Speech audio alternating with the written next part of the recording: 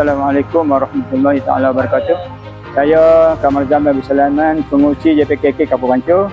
Dengan inilah mengucapkan ribuan terima kasih di atas persudian itu Muslim Malaysia yang menyampaikan persembahan kotak infak pada petang ini untuk warga penduduk Kampung Pancur. Dengan ini saya mengucapkan ribuan terima kasih kepada Muslim Malaysia.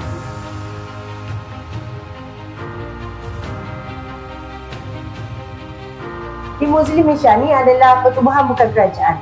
Kita, NGO Muslim Malaysia adalah NGO yang tak terlibat dengan mana-mana parti politik. Saya berharap kotak yang kami bawa daripada Muslim Malaysia ni sedikit sebanyak meringankan beban dan mohon mak-mak ayah-ayah ini supaya mendoakan kepada para penyumbang Muslim Malaysia yang memberi sumbangan, yang bagi sedekah kepada kita di Muslim, supaya mereka ni Allah jentik hatinya untuk terus menyumbang dan memberi sedekah. Gembira, syukur, alhamdulillah.